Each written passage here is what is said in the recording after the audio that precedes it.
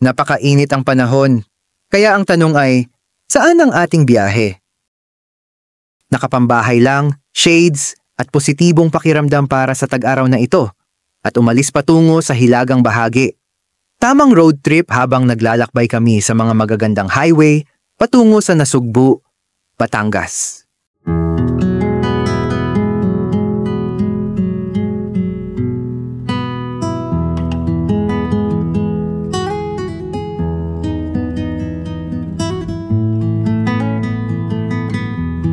Ang ating destinasyon mga Kavikings, Terrazas de Punta Fuego. Ang lugar na ito ay isang kahanga-hangang, eksklusibo, at napakagandang lugar na hindi pa masyadong nakikita ng marami.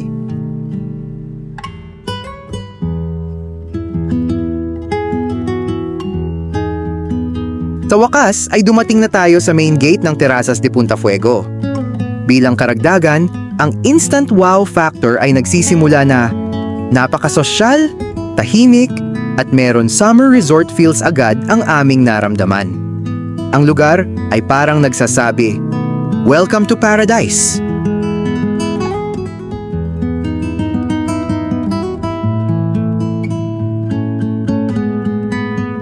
Guarded, exclusive, at napakatahimik. Mayroong ibang uri ng pakiramdam. Tara, silipin na natin ang loob. Dahil ito lang ang magbibigay daan sa amin na sabihin, ang sarap mabuhay. Ikaw na.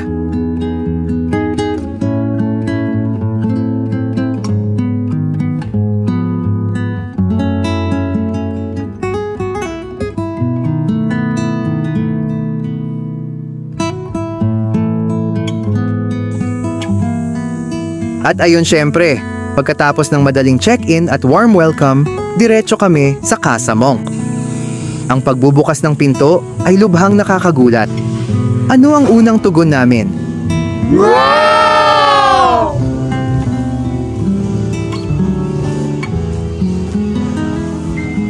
Spacious, relaxed, with a touch of elegance.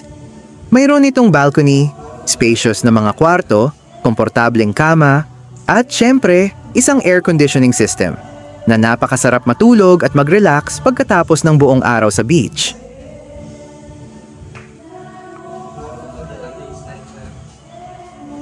At habang kami ay naglalakad patungo sa infinity pool, ay teka lang! Si Casa Monk ay may pa-surprise na bagay na para sa health conscious.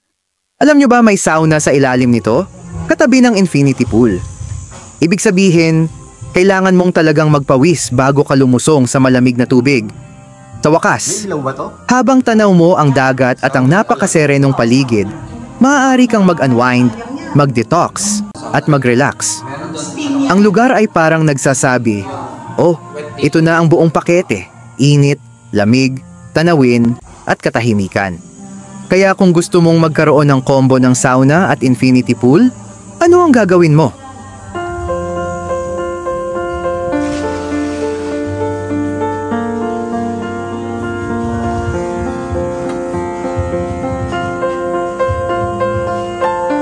Nakatitig ako sa dingding habang nag-e-explore kami. Teka lang, parang kilala ko ang mga taong ito. Bilang karagdagan, nakita ko ang mga larawan ng mga artista at kilalang personalidad na minsan na ding nagstay dito. Sina Andrew E., Catherine Bernardo, at iba pang mga Pilipinong musikero ay nasa larawan. Nagulat kami nang bigla na ang lugar ay napakasosyal. Sa katunayan, kami ay naka-check-in ngayon sa isang lugar kung saan ang mga kilalang tao ay nagpapahinga na dati. E di wow! Gayunpaman, sa Casa Monk, lahat ay treated equally tulad ng mga VIP. Ang karanasan maging ito ay isang celebrity o isang simpleng pamilya na naghahanap lamang ng payapa, tahimik at napakagandang lugar, ang Casa Monk sa Terraza de Punta Fuego ay siguradong winner. At habang patuloy kaming nag-iikot, dumating kami sa isa sa mga silid. Ay, hindi namin inaasahan na meron silang fitness center dito. Bagamat maliit, ito ay kumpleto.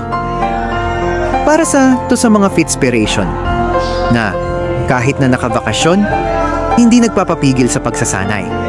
Sa kabaligtaran, para sa mga tulad ko nagpanggap lamang na magbubuhat, ngunit sa huli, picture-picture lang.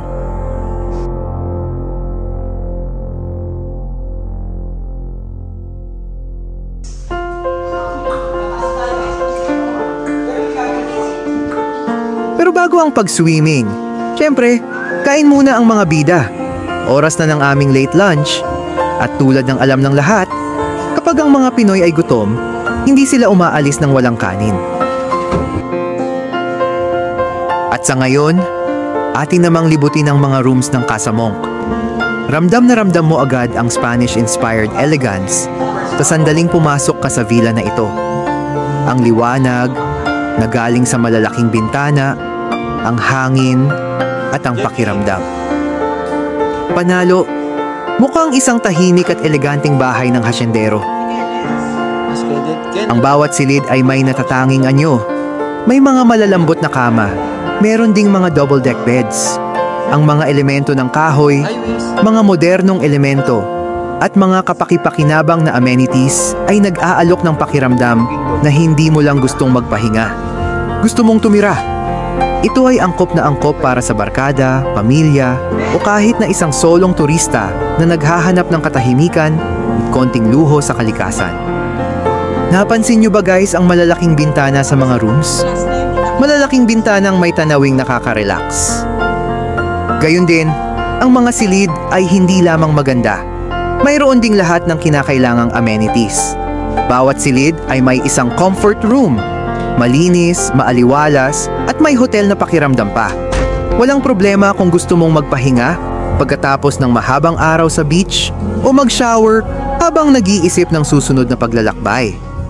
Ang comfort ay bahagi ng Casa Monk Package.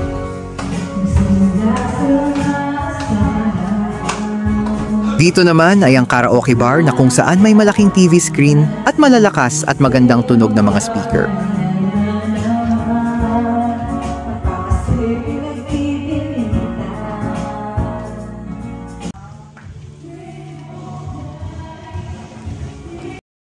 It is a 3 minutes drive, then naglakad na kami papunta sa beach habang lumalambot ang sikat ng araw. Ano ang hangin? Medyo mainit pero presko? Ito ba ang tanawin? Ang isang pang postcard. Ano ang pakiramdam? Ito ay napakasaya. Ayun lang, dumating kami na full na ang parking area. And so sa may reception na kami mag-park. At meron naman shuttle service na maghahatid sa amin papunta sa beach area. At eto na nga po, the moment of truth, the highlight of the show. Allow me to introduce to you the beach. Wag.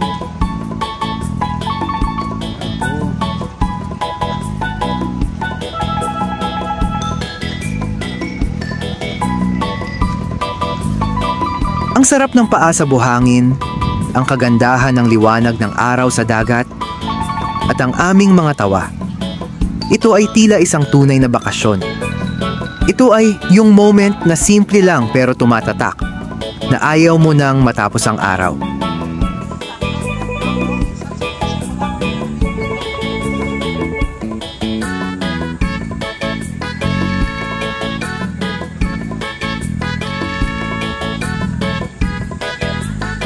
Ang pinakaastig sa lahat, ang beach na ito ay isang hindi pangkaraniwan. Dahil ang pribadong beach na ito ay nakalaan lamang para sa mga miyembro at mga naka-check-in sa villa. Ibig sabihin, walang siksikan, walang tindero, walang istorbo, kundi puro kalayaan, tanawin at quality time.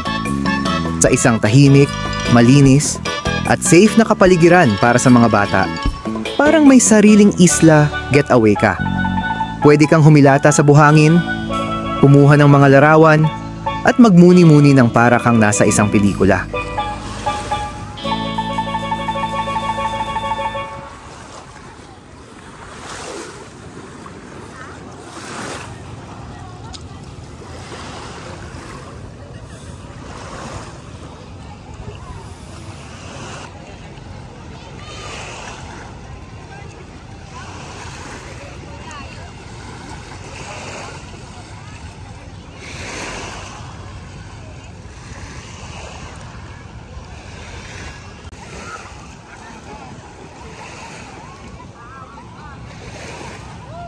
Bilang karagdagan, kung inyong mapapansin, ang mga maliliit na barkong dumarating paminsan-minsan dito sa baybayin. Sa kabila o ibang beach o lugar sila galing. Pansamantalang dumadak sila dito. Dahil kahit na ito ay isang exclusive beach, maaari pa ring makapasok ang mga tao dito. Pero may catch. May bayad sa entrance fee. Kailangan mong magbayad upang ikaw ay maka-access sa Piece of Paradise. Parang sinasabi ng Punta Fuego, everybody is welcome to enjoy, pero sa tamang paraan. Kaya swerte talaga ang mga naka-check-in. Dahil mayroon kaming walang limitasyong access sa ganitong magandang view, less crowd, minus the hassle. Guys, alam nyo ba? Sa totoo lang, seryoso. Ang tubig sa dagat ay napakalinaw. Kahit natuhod mo lang sa tubig, maaari mo pa ring makita ang mga bato sa ilalim. Na parang isang salamin, talinaw. Sa buhangin, sige. Bilang karagdagan sa kahangahangang kaakit-akit, ang sarap ng pagtap ng malamig na pulbos sa paa ay kapansin-pansin, lalo na kapag naglalakad sa shoreline. Ito ay isang beach na hindi lamang nakakakuha ng mga larawan, ngunit nakakagamot din sa iyong puso. Clear water, soft sand, and that kind of peace that is rare in the modern world.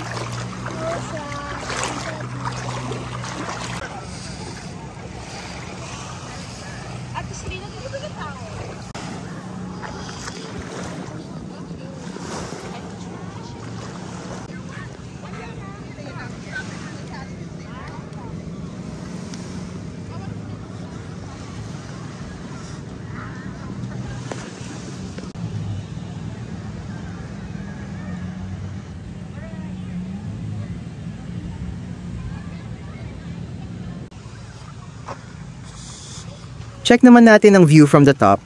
Tara.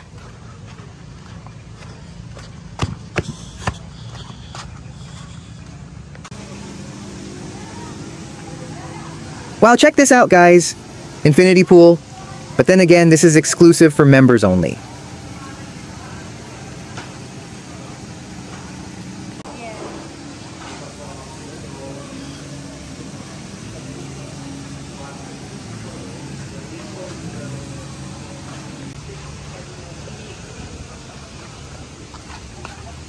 At sa katunayan, ang isang swimming pool ay isang mahalagang bahagi ng isang summer getaway, hindi ba? Tara, pumunta tayo sa swimming pool.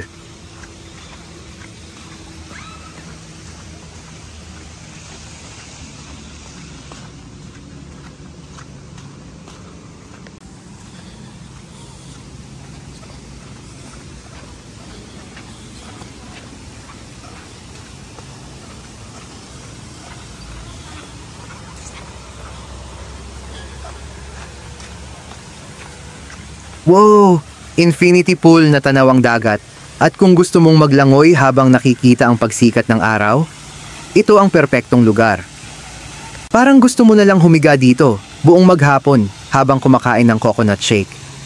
Ito ay napaka-relaxing.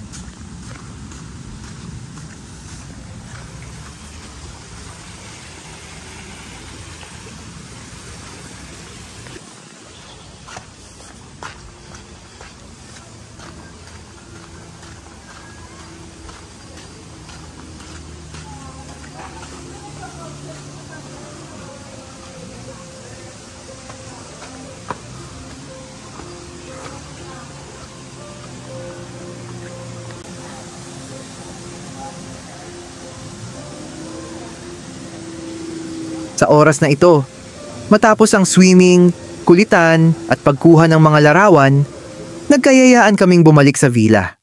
Gayunpaman, ang kasiyahan, ramdam pa rin. Habang naglalakad kami pabalik, may kasamang hangin na presko. May amoy ng dagat sa hangin. At ang langit ay unti-unting nagkakaroon ng golden glow. Ang paligid ay tila nagsasabing, oo, tapos na ang araw. Pero ang alaala, kakapit sa inyo habang buhay. At syempre, excited kaming lahat para sa kung ano ang magaganap pagkatapos, dinner time, kwentuhan, at syempre, walang katumbas na bonding.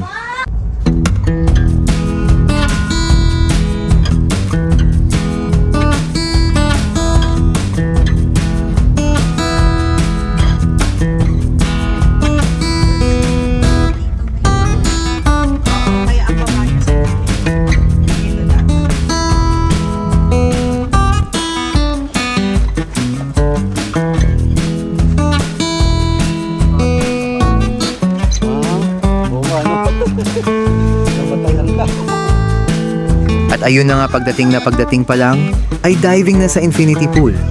Habang kami ay nasa karaoke bar at nag-snack.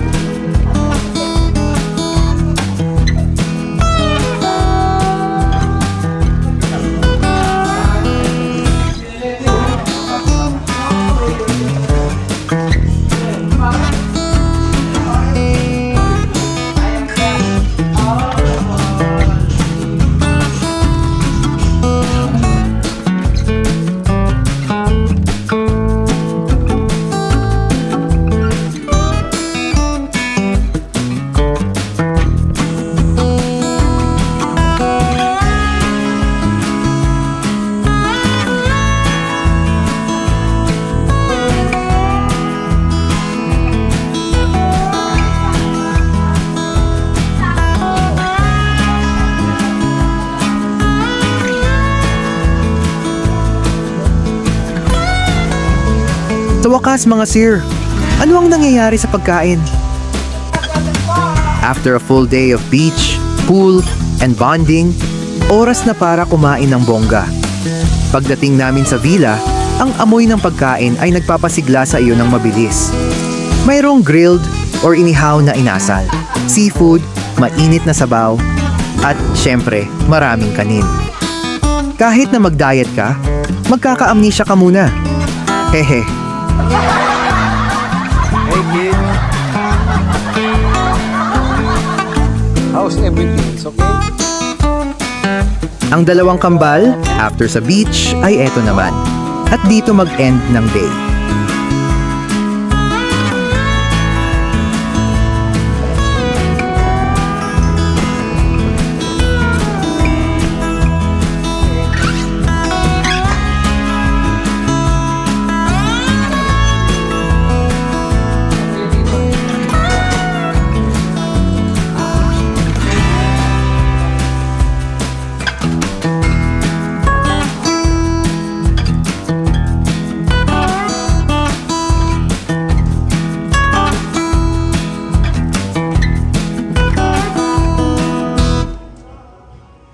Ang mga bida ay nakaupo kanya-kanyang pwesto habang naghihintay ng pagkain. Ang isa ay nasa veranda at nagpapahinga. Ang iba ay nag-selfie. Karaoke bonding, infinity pool swim, may nagre-relax sa salas. Ang pakiramdam? Relaxing, masaya. May simoy ng dagat, konting halakhakan, at isang pakiramdam ng excitement na parang isang meeting sa probinsya. Minsan, hindi mo napapansin ang mga simpleng sandali na ito. Pero kapag naalala mo, ito pala ang pinakamasarap sa lahat.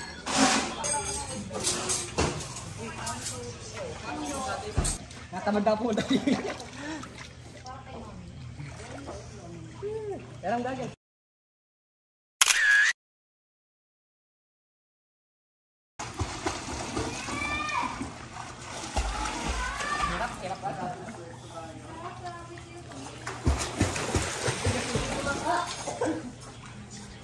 Sa wakas, handa na ang pagkain.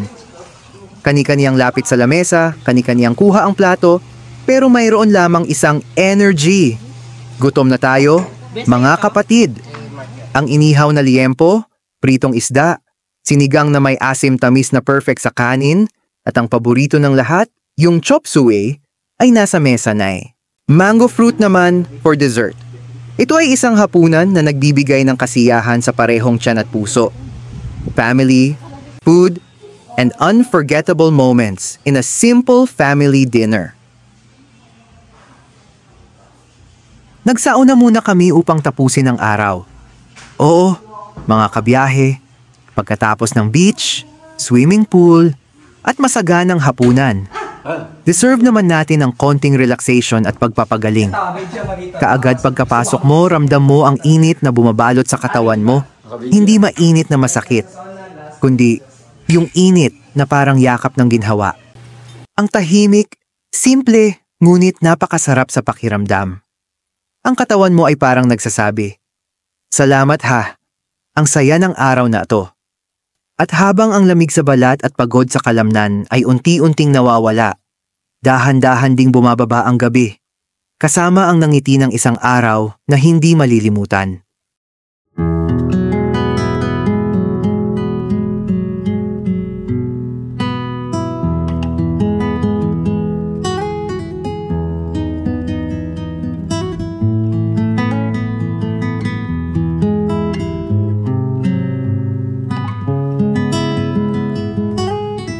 At diyan po nagtatapos ang isa na namang hindi malilimutan na summer getaway na puno ng kasiyahan, mula sa pagdating sa villa hanggang sa unang dive sa beach, sa masasarap na pagkain, at sa sauna na parang mainit na halik sa pagtatapos ng araw.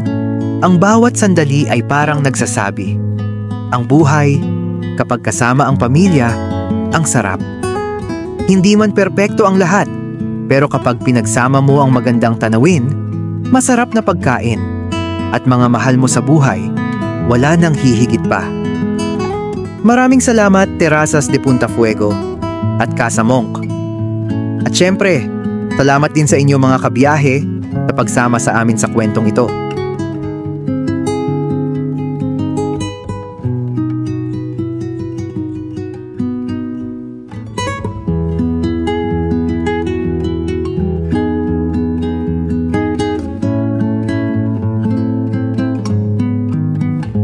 Hanggang sa susunod na lakad, susunod na maliligayang sandali kasama ang pamilya at alaala. Ito ang inyong mga katropa. Paalam muna, pero hindi pa tapos ang paglalakbay.